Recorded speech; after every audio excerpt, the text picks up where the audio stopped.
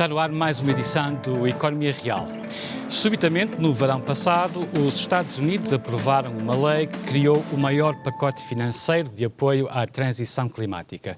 O Congresso e a administração norte-americana chamam-lhe a Lei da Redução da Inflação, que arrancou em janeiro, acompanhado por um generoso envelope financeiro de quase 700 mil milhões de euros em créditos fiscais, empréstimos subsidiados e auxílios a indústrias verdes.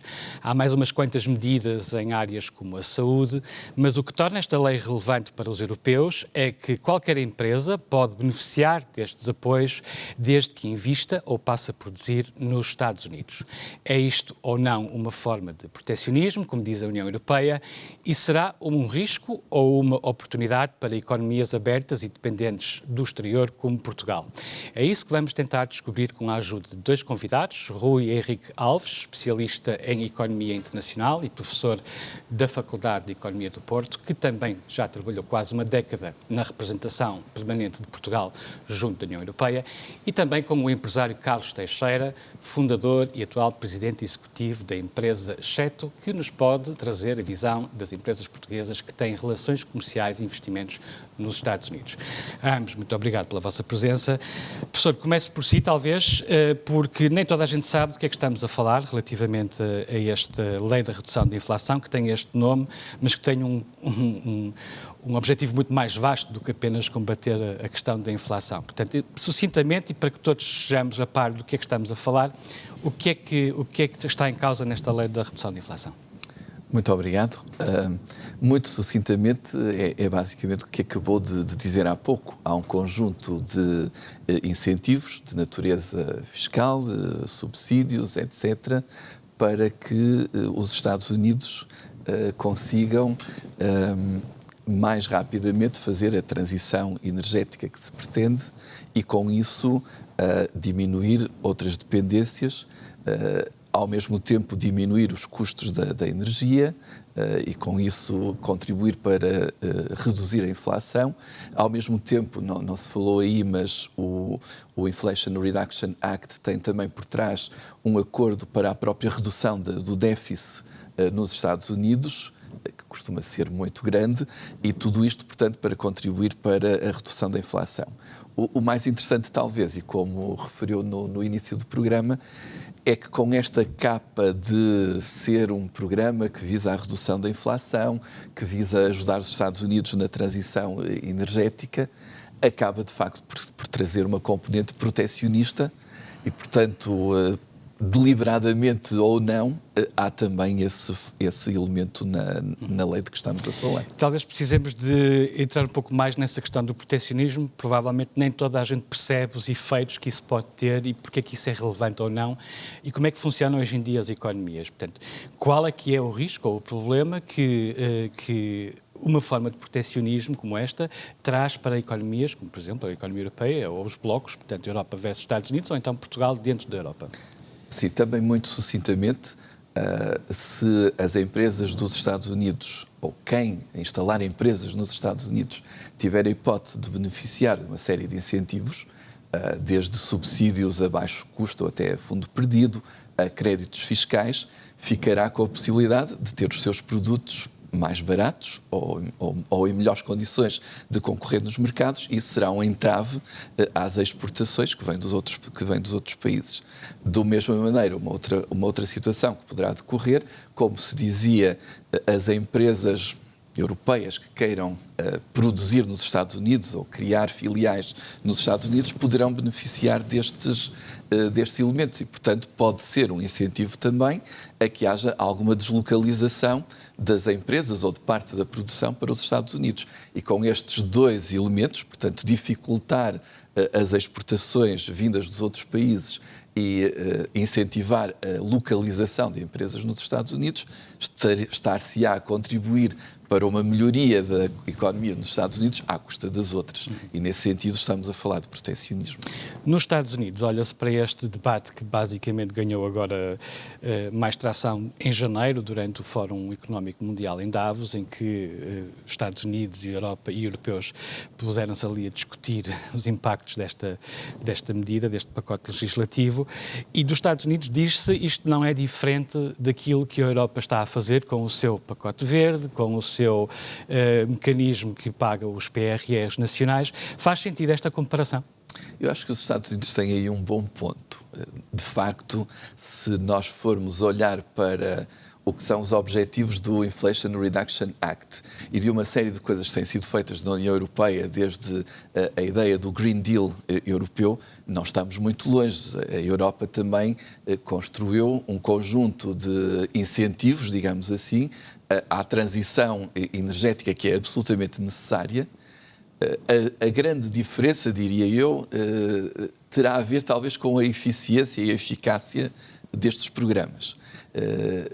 Eu associo isso muito ao facto de, nos Estados Unidos, estamos perante um país, na União Europeia não estamos perante um país.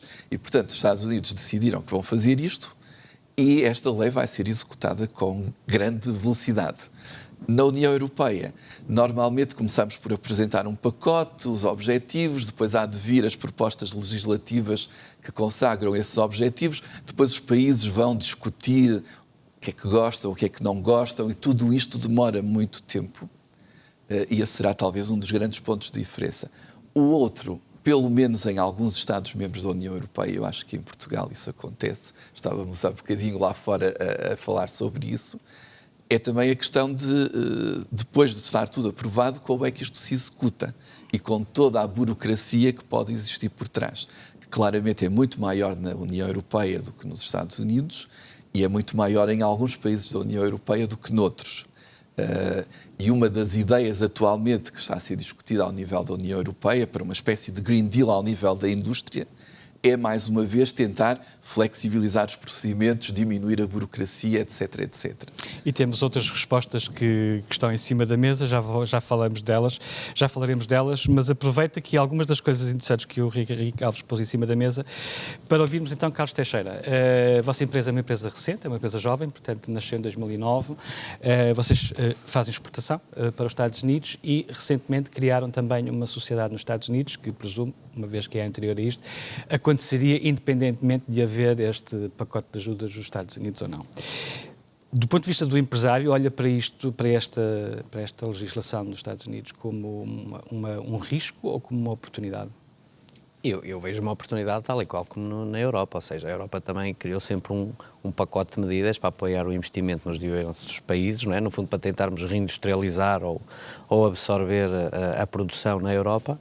E os Estados Unidos está a fazer exatamente o mesmo, porque andou muitos anos a facilitar a vida à China, neste caso, não é? A China provavelmente será o maior fornecedor dos Estados Unidos e certamente a pressão dos mercados obrigam a América a olhar para eles próprios também e a apoiar o investimento nos Estados Unidos.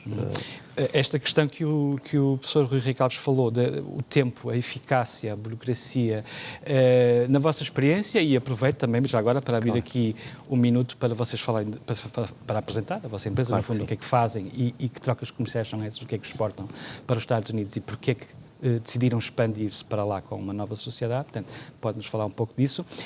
E depois, então, responder a esta pergunta de se a diferença de tratamento dos processos, mais ou menos burocráticos de um lado ou do outro, conta, no fundo, quando vocês tomam decisões de investimento.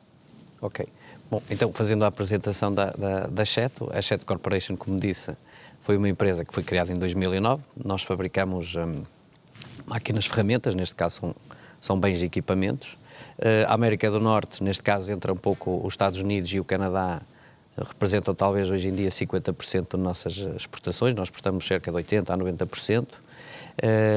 As nossas máquinas são, de facto, muito reconhecidas naquele mercado, ou seja, temos crescido imenso nos últimos anos para os Estados Unidos da América e a sociedade acaba por ser um pouco à imagem do americano, que é um bocado protecionista, gosta de negociar na própria moeda e quase que obriga os fornecedores do mercado de referência a terem uma base nos Estados Unidos.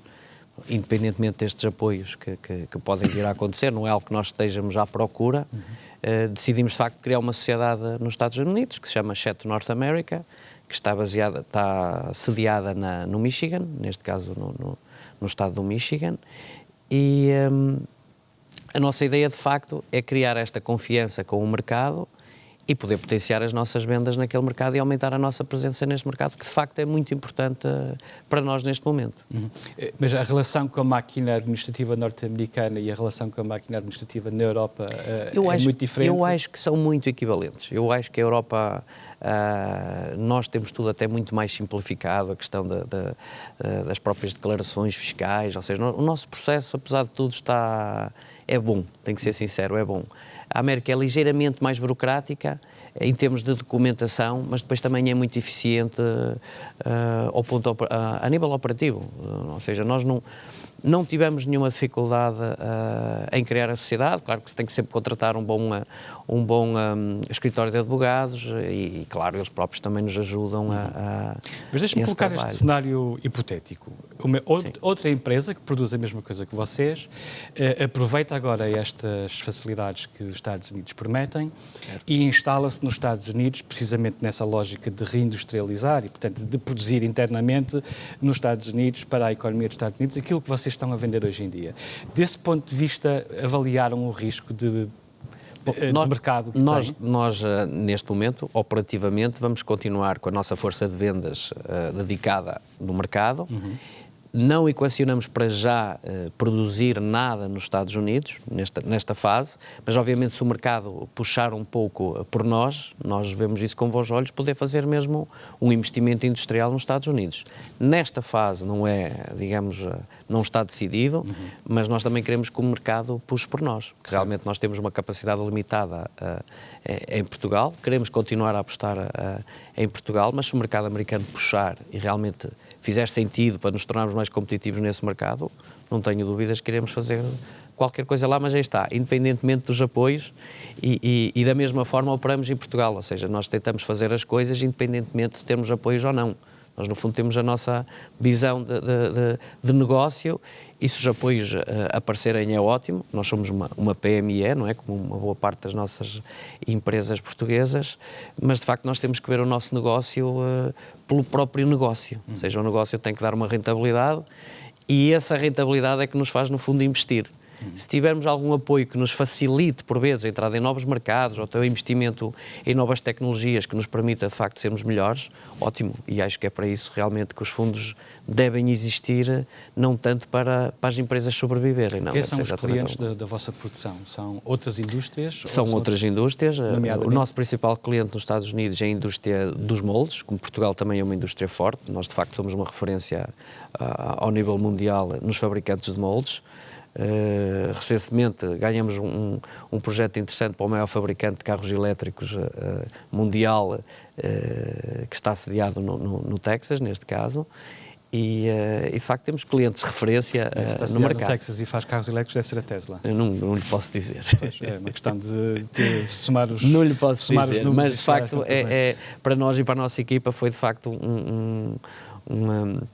um presente, ou seja, eles terem-nos procurado, fizeram um bom benchmarking dos equipamentos e no fundo visitar-nos e chegar à conclusão que de facto era a Chet que eles queriam comprar e foi isso que fizeram.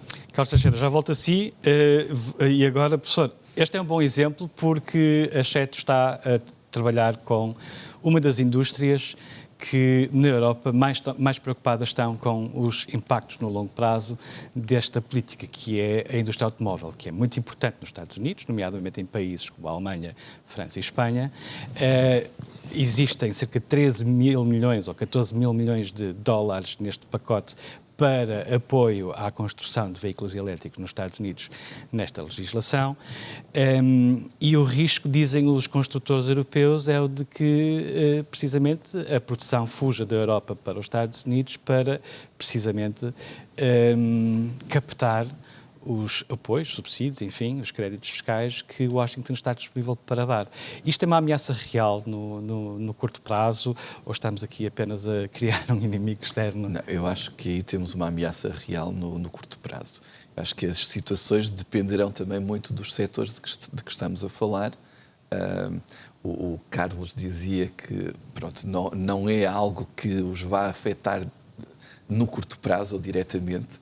E deixe-me saudar esta visão de olhar para os apoios como algo que de facto é para ajudar a fazer e não para sobreviver, porque essa de facto deve ser a visão, seja dos apoios da União Europeia, seja dos apoios nacionais, seja dos apoios dos Estados Unidos. Por exemplo, só fará sentido, obviamente, colocar a produzir nos Estados Unidos se não for para ajudar a sobreviver a empresa, cá for de facto para ajudar a continuar a vender, a expandir, etc, etc. Agora, em setores como o que está a referir, o da indústria automóvel, estamos a falar de apoios muito consideráveis e que podem claramente distorcer a competição entre os vários construtores e os vários sítios onde fazem a produção. Portanto, isto dependerá, de facto, dos setores de que estivermos a falar. E como é que avalia a reação da Ásia, Japão, Coreia do Sul, bastante zangados, a Europa também extremamente irritada, os diplomatas europeus já tentaram desenhar 2 ou 3 respostas sistematizadas a esta iniciativa dos Estados Unidos. Como é que vê as respostas destes blocos geopolíticos? Eu diria que é relativamente normal que haja esse tipo de reação, porque quando Mas é consequente? É a resposta útil? É a resposta que interessa ter? Eu acho que a resposta que interessaria ter, e agora vou ser um bocadinho utópico, era ter uma coordenação de respostas a nível mundial. Pois. É evidente que a União Europeia, os Estados Unidos, o Japão, o resto da Ásia, etc., todos vamos ter que fazer um grande esforço nesta transição, se é que queremos até que o planeta sobreviva por muitos e bons anos. É um imperativo fazer a transição energética, fazer a transição digital, etc, etc. Isso custa dinheiro. Obviamente, não podemos estar à espera que muitas empresas sozinhas tenham capacidade para fazer aquilo que seria necessário. E no sentido não de as fazer sobreviver, mas de as apoiar a este desenvolvimento necessário, é natural que vamos precisar de ter apoios em todos os lados.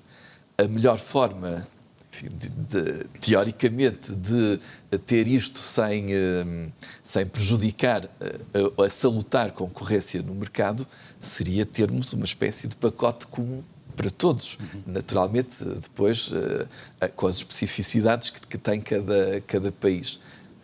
E, portanto, se estamos a decidir cada bloco à sua maneira, é natural que quando um se mexe, os outros vão resmungar e provavelmente vão tentar encontrar respostas. O grande perigo disto é se todos nos tornarmos muito protecionistas, provavelmente todos sairemos a perder, pelo menos é o que a teoria costuma mostrar, e eu acho que a prática também, que a concorrência nos mercados é normalmente mais salutar do que o protecionismo nos mercados. Para quem nos acompanha, também possa estar por dentro do que estamos a falar, sintetize-nos qual é que foi até este momento a resposta europeia. A nível europeu está em discussão uma espécie de mais um pacote, o tal Green Deal para a política industrial, que basicamente tem 3 ou 4 pilares. Há um de que eu falava há bocado, que era a tentativa de prosseguir a desburocratização, de tornar os procedimentos mais leves, etc. Há depois uma outra componente, e essa talvez mais relevante do ponto de vista da discussão aqui, que é a componente do financiamento. E a esse nível, basicamente, o que temos é 3 coisas em cima da mesa. Uma para o imediato, que é a possibilidade de flexibilizar os auxílios de Estado, os apoios dos Estados. É algo que tem sido feito nos últimos anos até para reação a outros problemas. Aconteceu, por exemplo, durante a crise pandémica.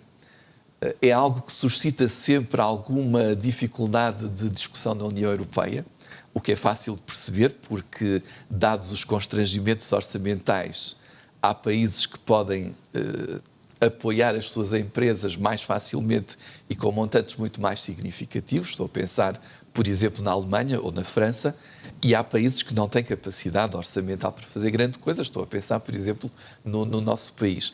E, portanto, se uns puderem e outros não, estamos a distorcer a própria concorrência dentro da União Europeia e a ir contra aquilo que se pretende, que é a livre circulação de bens sem restrições. E, portanto, esse é o primeiro dos caminhos e é aquele que mais rapidamente entrará.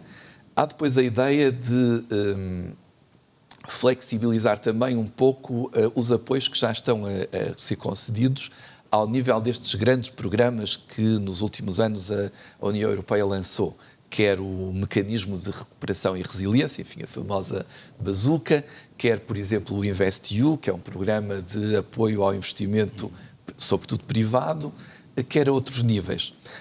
Mas trata-se essencialmente de fazer alguns ajustamentos nesses programas e de flexibilizar as ajudas. Não se trata de aumentar o volume de apoios. E aí estamos numa posição algo diferente dos Estados Unidos.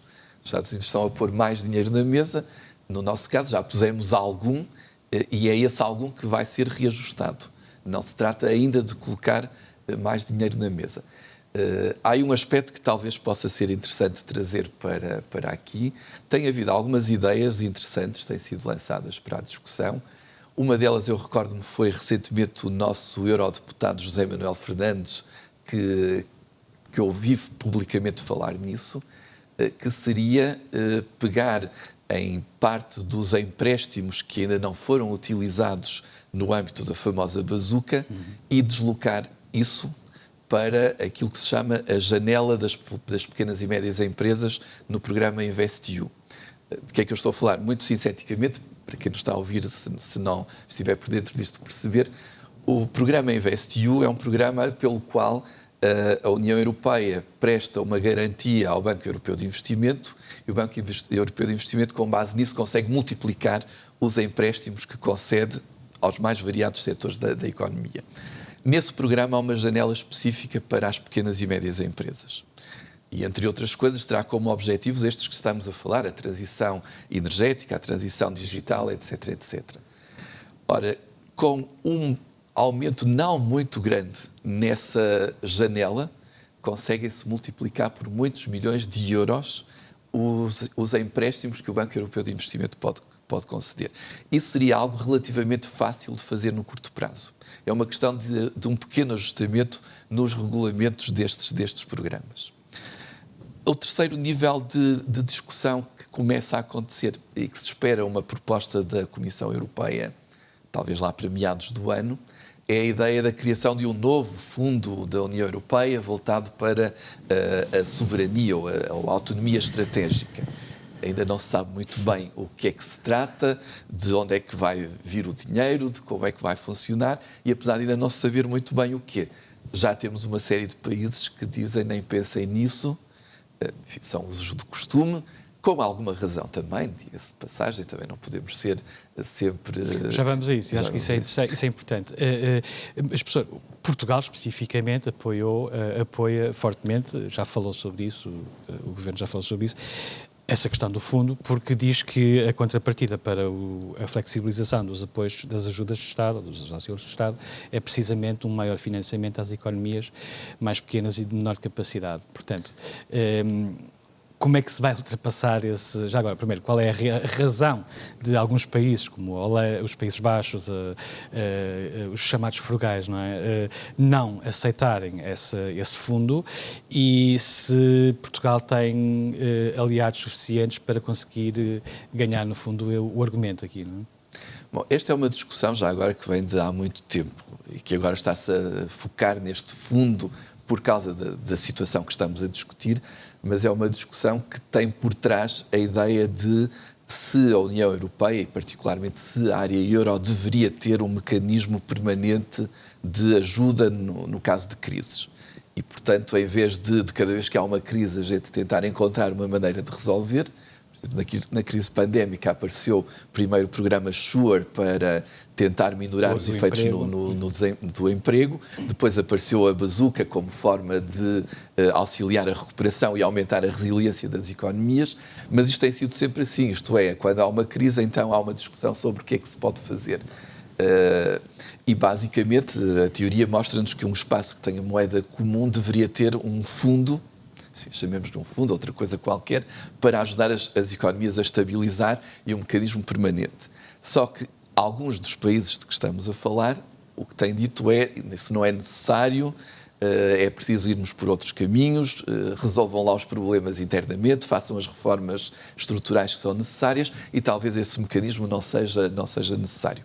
E, portanto, esses olham, por exemplo, para a Bazooka como um instrumento que é um one-off, isto é uma vez e acabou, é um mecanismo temporário, não vamos agora inventar outro. O problema é a mutualização da dívida, não é? Ou seja, é a forma como se financiam estes problemas. Porque estamos a falar dos países que mais contribuem para o orçamento da União Europeia. E eu, quando falo aos meus estudantes sobre isto, costumo-lhes dizer, eu também percebo, se chegar ali fora e tiver alguém a pedir-me dinheiro, eu até sou capaz de dar, mas se souber que essa pessoa vai utilizar mal o dinheiro, próxima vez já não o faço.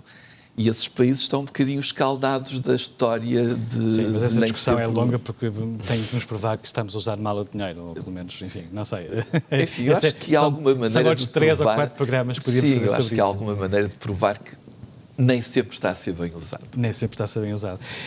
Carlos Teixeira, há aqui um tema que eu gostaria de ouvir enquanto empresário, que é esta ideia, esta preocupação que ganhou força, sobretudo desde a pandemia, desde estas diferentes crises que tivemos, a dos semicondutores, a escassez de tantas outras matérias-primas, que é esta ideia da reindustrialização da Europa.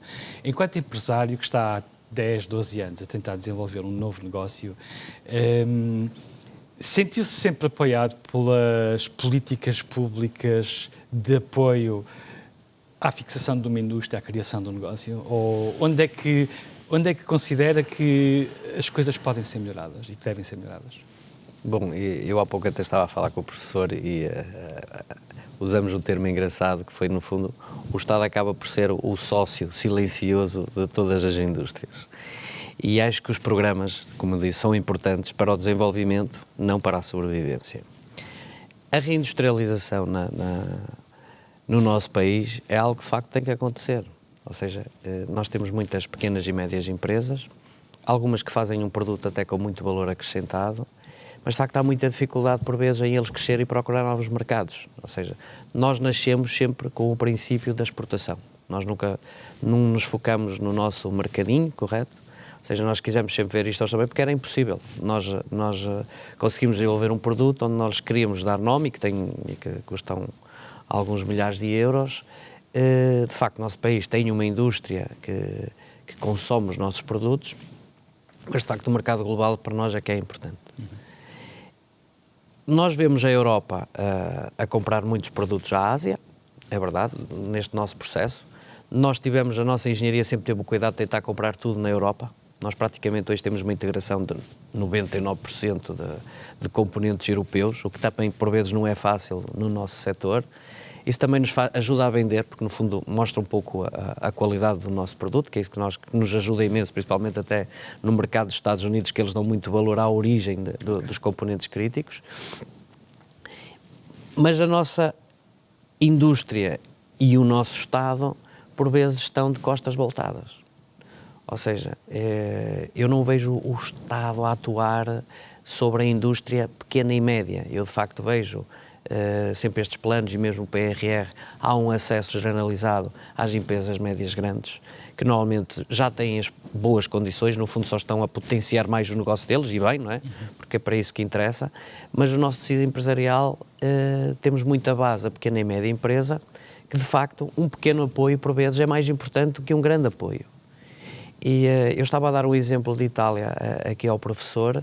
A Itália tem para as pequenas e médias empresas apoios ao nível de 50% a fundo perdido, sem a empresa ter necessidade de se candidatar a um projeto de investimento, a um 2030, ou esta questão do PRR.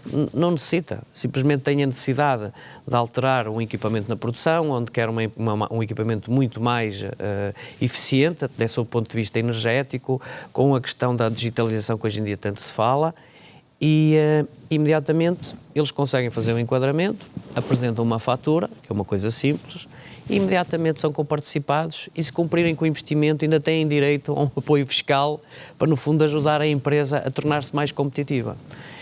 Eu, por acaso, já estive pessoalmente com o ex-secretário de Estado da Economia, fiz-lhe chegar esta informação, inclusive forneci-lhe toda a documentação relativa a este apoio que é concedido em Itália, porque eu considero fantástico, sob o ponto de vista operativo para as pequenas e médias empresas, e, de facto, estamos de mãos atadas relativamente aos grandes projetos europeus, porque nós temos que seguir um padrão de um projeto de investimento, onde nós somos obrigados a fazer um plano a 5 anos, em que definimos um ano de cruzeiro para atingirmos um determinado valor de faturação e até um determinado valor de exportação.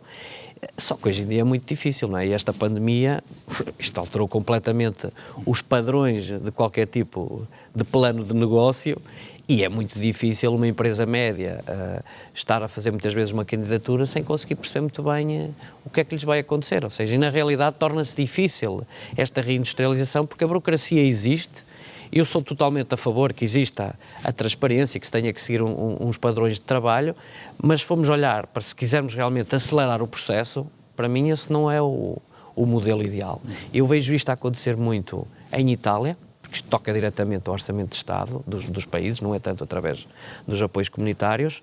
A Alemanha já está a fazer da mesma forma, e muito recentemente a França, e eu chamo aqui a atenção que a França provavelmente será o país que vai reagir muito ao nível da indústria. Existe de facto uma força extraordinária da parte do governo francês em querer trazer a indústria novamente para a França e apostar na total na automatização, obviamente, na digitalização dos processos industriais e criar valor acrescentado na indústria, porque isso, no fundo, o Estado só lucra, porque as empresas, o tal sócio secreto também lucra se as empresas tiverem um bom desempenho. Carlos, e o que é que significaria para uma empresa como a vossa, por exemplo, se de facto assistirmos a esta corrida para o fundo da tabela através do proteccionismo cada vez mais crescente? Imaginemos que a Alemanha, a França, as grandes economias europeias conseguem aqui alguma margem de manobra nos auxílios de Estado e por essa via conseguem... o que é que isso significará para empresas como a vossa? Bom, aí pode-nos prejudicar perante a nossa concorrência, como dizia o professor há pouco aqui, pode mesmo, em alguns mercados, com o Made in Germany ou Made in Italy, é diferente do Made in Portugal, pelo menos ao nível dos equipamentos.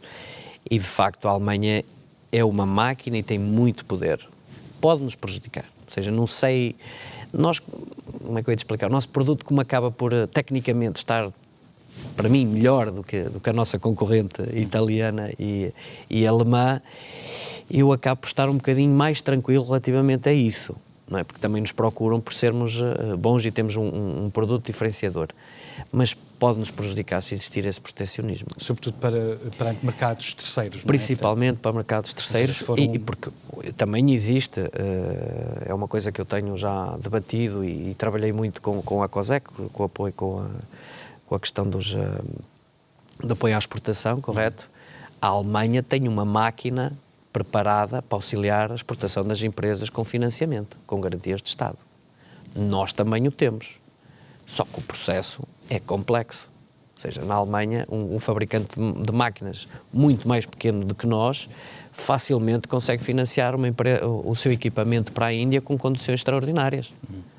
Nós, para fazer, demoramos uns meses largos de análise, muitas vezes perdemos a janela da oportunidade da venda, já nos aconteceu isto. Qual é a diferença? Porquê é que num caso é tão rápido e no outro não? É porque o mercado financeiro é mais forte? Não, tem depois mais oportunidades? Tem a ver com o próprio banco em si. Ou seja, porque, repara, o Estado dá a garantia do Estado, através da COSEC, mas depois nós, para o cliente tem que nós temos que receber o dinheiro, não é? Nós não podemos ficar com a dívida nas nossas contas.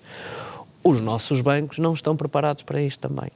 Ou seja, o banco tem uns modelos de financiamento, mesmo com as garantias do Estado, que não facilitam a vida às empresas. facilitam a eles, porque eles querem a garantia do Estado, mas ao mesmo tempo querem a garantia das empresas, e eu, como empresa exportadora, não quero estar a financiar um terceiro e isso fazer parte da minha dívida, a responsabilidade está nos meus números, não, elas têm que sair de lá. E é essa a diferença, e há uma dificuldade extrema com a parte do uso, porque fala-se muito na COSEC, do seguro, do apoio à exportação, mas existe aqui uma lacuna gravíssima entre os próprios bancos e a própria COSEC, que faz o seu trabalho excelente, ou seja, nós já conseguimos de facto muito financiamento e a Chet já fez um trabalho, neste caso com 2 bancos, nós conseguimos ultrapassar isto. Mas posso lhe dizer que foi mais de um ano de trabalho entre reuniões, entre a parte comercial, depois a parte jurídica dos bancos, para conseguirmos ultrapassar esta questão.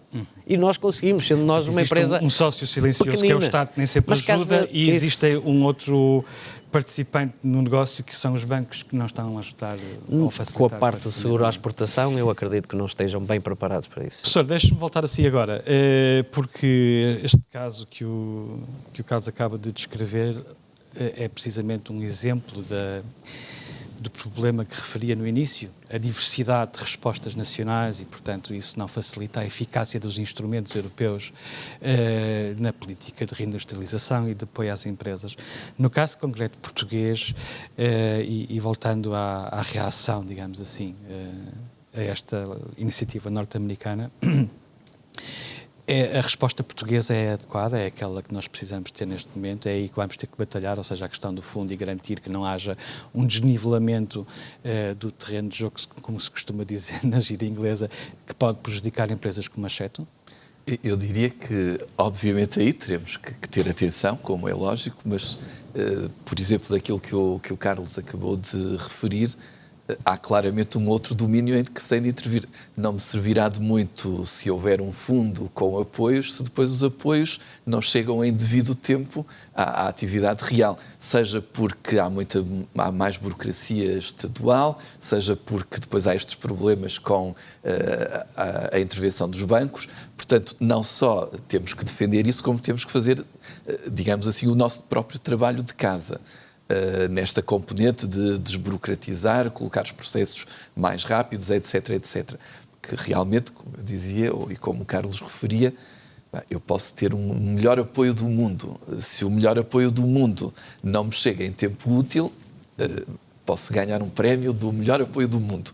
Mas na prática não serve para nada. Mas com exceção com muito poucas exceções, aliás, se olharmos para a indústria bancária portuguesa, os bancos portugueses são os bancos alemães, são os mesmos. Quer dizer, nós podemos praticamente dizer que não há...